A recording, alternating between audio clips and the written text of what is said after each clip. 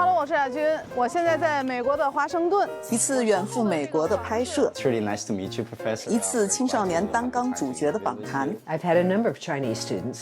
台前幕后，这是我的第一位 sponsor， 听我道来。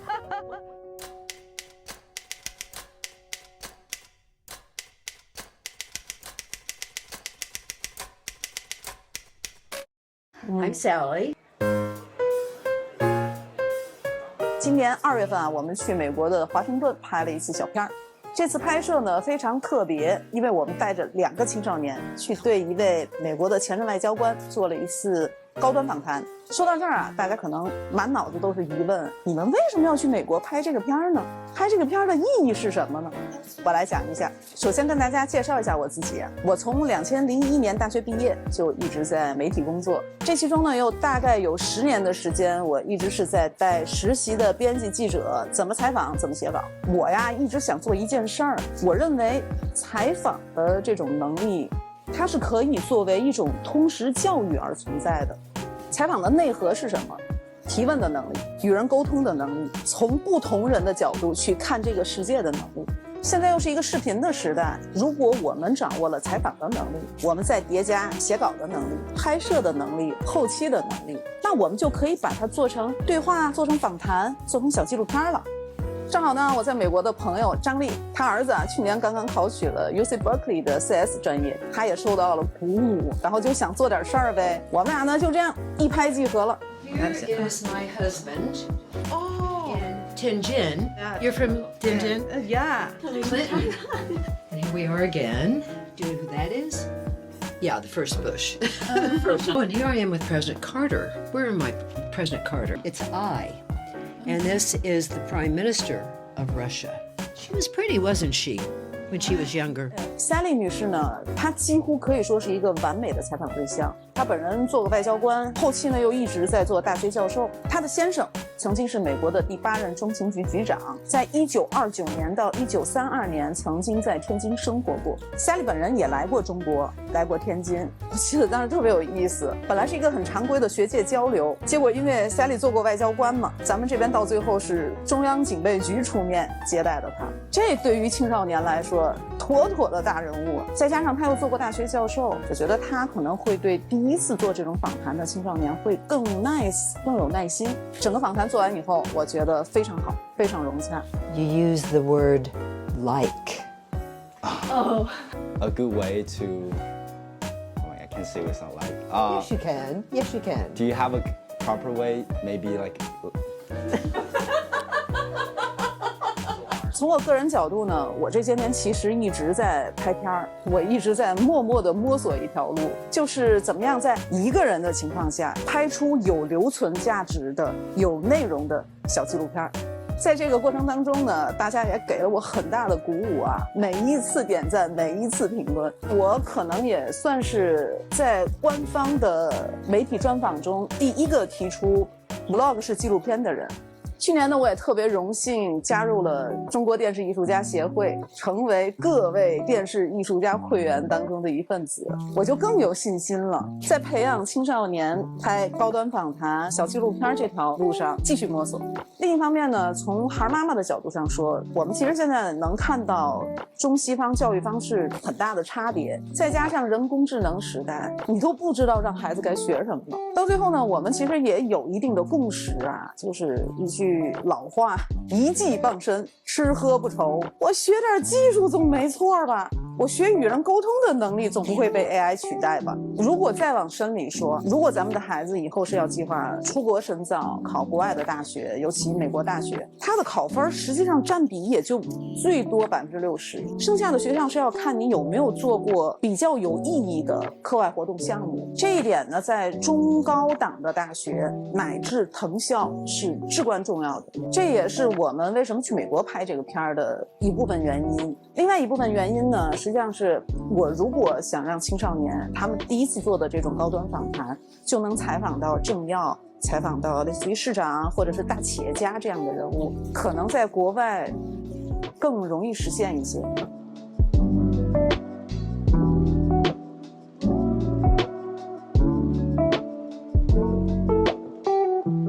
这这次采访的青少年呢，我们就地取材，邀请的就是张丽的儿子 Larry 以及他在伯克利的同学 Iris。他们俩的生长背景还略有不同。Larry 是13岁的时候去美国，然后在那边上的高中，考的大学。Iris 呢是一直在国内上学，高中上完以后考的美国的大学。他可能刚到旧金山上学也就半年多吧。我们之前做了大量的准备工作，让两个孩子充分的去了解 Sally 和她的先生的背景，然后呢，也从华裔学生的角度，我们整理了3个方向的10组问题。我就记得这个过程，张丽一直特别紧张，他就怕 Larry 完成不了这个任务，他就一直让他们俩把采访的问题每个字儿都背下来，就怕回头真跟人家外交官一聊卡那儿了。我记得我们当天从纽约开去华盛顿的路上，外面下着瓢泼大雨，我们在车里一直对词儿，气氛一度降至冰点。年轻人有年轻人的想法嘛，结果呢，人家俩孩子侃侃而谈，对答如流，还是用英语。张丽这心啊，一下子就放肚里了。其实吧，采访这个东西，它一旦开始，它就会像河水一样流淌，是一个很自然而然的事儿。前提是你一定要准备充分。我记得我刚入行的时候，哎呀，怎么能不哆嗦呢？你谁也不是啊。有一次我借调到别的部门去采访长江文艺出版社的黎波和金日红2位中国出版界的黄金搭档，我哪懂出版呀？但是我在去之前呢，把所有他们俩的专访以及出版相关的各种资料啊都看了一遍。我就记得当天采访的时候，他们基本上说的所有专业名词我都知道。然后当时黎波社长还说：“你这是有备而来呀！”我挺得意的，这就是给我建立了职业信心啊！我又想起好多年前我们做过一次年底的大专题，一共要采访50位精英女性榜样人物。我们当时做人物的那个小编辑，我就看他整天惶惶不可终日，如热锅上的蚂蚁。但是呢，到这个采访的尾声的时候，有一天他跟我说：“老大，我现在给天王老子打电话，我也不怕，我拿起来就敢打。”人呐，你的成长就在那几个瞬间，你承受住了多大的压力，你就会获得多大的进步。哇，那么一大片竹林哎！我在美国从来没有看见过竹林。没看这第一次。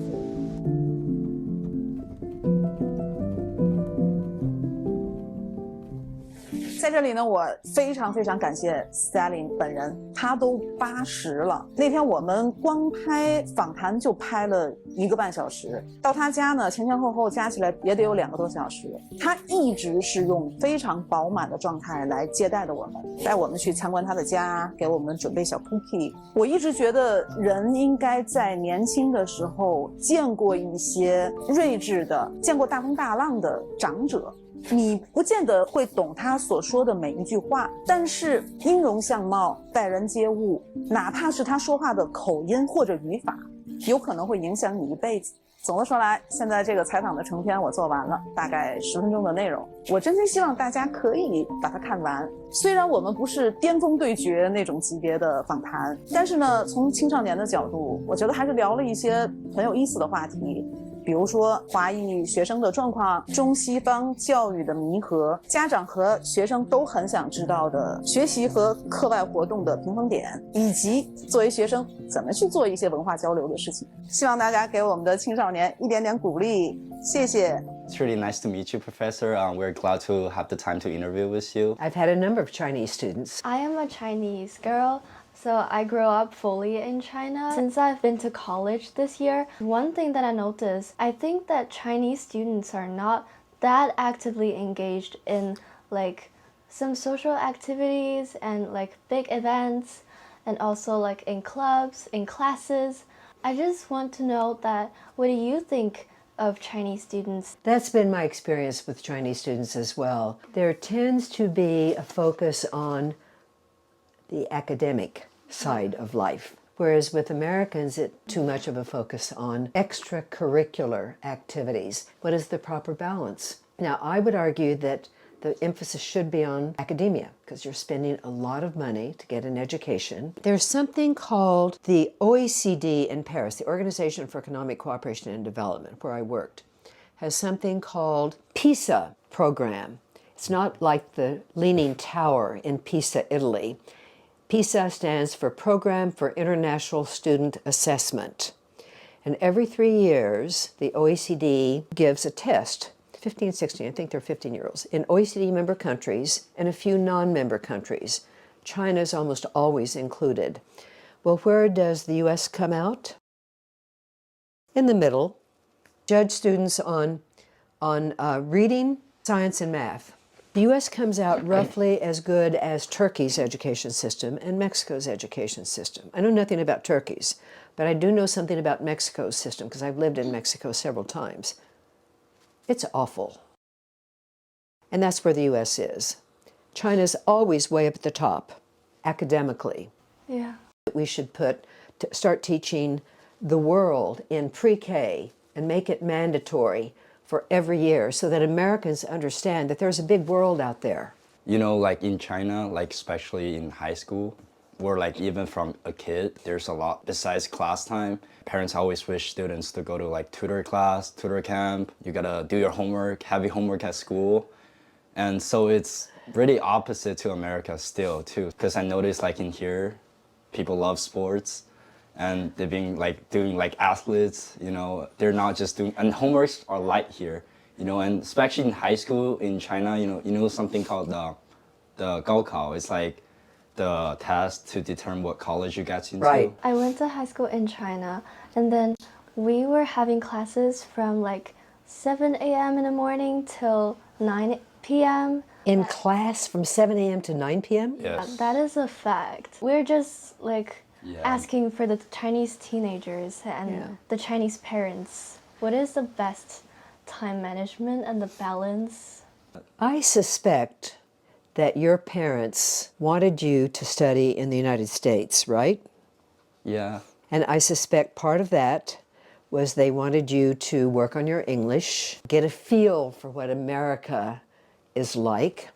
And I'm sure your parents are aware that Americans love their sports.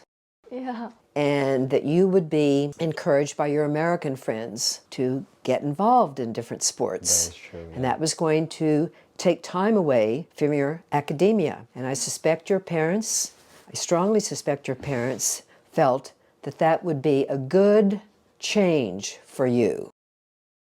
And travel. Take advantage of being in the United States. Obviously, you want to go to New York City and maybe Washington, D.C., but there are also some other very interesting places. Houston, San Antonio, Texas, is where I was born, so I'm prejudiced. New Orleans, Boston. Oh, I've been to Boston. I spent a year at Harvard, and someone told me that there are 3 seasons in Boston: July, August, and winter. Also Chicago and Denver. Places like Phoenix and Santa Fe, New Mexico, Miami. To give you a feel for what this country is like. It's so big and so diverse. Yeah, just out of my curiosity, how many countries or like places have you ever visited? I think it's probably somewhere between 90 and 100. 90 to 100, like places or countries? Countries.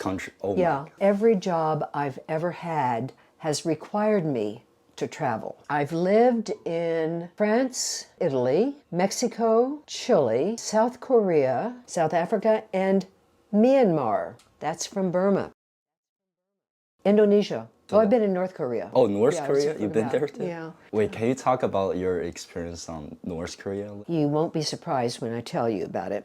Panmunjom is the village where talks used to take place between the North and the South. There's a table and chairs, and the line between North and South Korea runs right through the middle of the table. So at certain hours during the day, people can come in from the South and walk into the North. If this is the line, I step over like that. So technically I was in North Korea, but I was only there for about 5 seconds. Oh, I see. A lot of the Chinese students, their personality is like a bit like shy or like introverted. And I think that's kind of because it's deeply connected to like the Chinese culture. They taught us to be humble and to be a good listener sometimes. So do we need to keep that culture, or do you think we kind of need to like break that culture? I wouldn't say you should break that culture. While you're studying in the United States, try to be more questioning of professors. My American students will say, yeah, professor, but you said X, Y, Z, and now you're saying A, B, C. So explain, Yeah. And I think a Chinese student would never do that. But I think you should be a little more aggressive.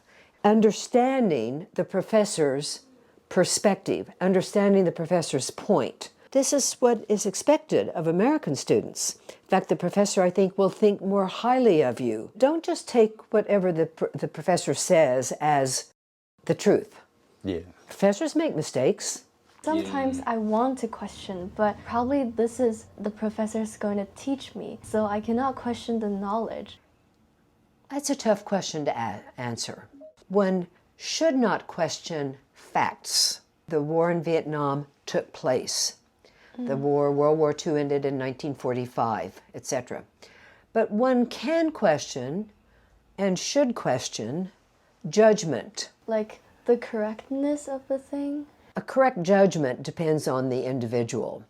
I mean, I thought, for example, that when President Bush, the second Bush, invaded Iraq, I thought it was one of the worst mistakes any U.S. president had ever made. But some people I know were supportive, and they make a strong argument. I respect their right to have the judgment they have, but I just, disagree. I think it's important to read, I hope you read the newspapers, The Economist. Do you know The Economist? Oh, I know that.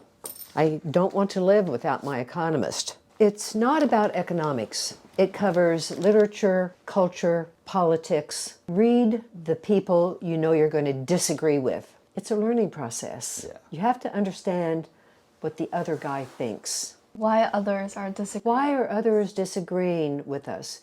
The other. It's important to understand the other. And I think it's also really important to try to make friends with people from other countries. Yeah, that I feel the same way, yeah. It's just not talk about your country all the time, but to ask them about their country and to try to help you understand why they think the way they do. And I regret so much, trying to think of a diplomatic way of expressing this, but I think I should just go ahead and say it, the deterioration in U.S.-China relations. I don't know this for a fact, but I suspect that has resulted in many fewer exchange students. Fewer Americans going to China, fewer Chinese coming to America. I think that is extremely regrettable. The best way to learn another country is to go live in that country for a while. Not as a tourist, but to live there. My background is kind of like complex. I was born here, but when I was like 3 months old, I was back in China. I grew up there. I lived there like 13 years. And then I moved to America, so I've been leaving till now. So I know how exactly what Chinese people think about the one event and how American people think about this one event. And also my cousin is Korean, so I know a lot about Korean stuff. Also I speak Japanese. I love Japan culture and stuff. So I know how Japanese people think, and I'm now trying to learn Spanish now. Oh so my goodness. Yeah, that's why I now realize that studying in America has had a huge impact on both of you. And you know how I know that?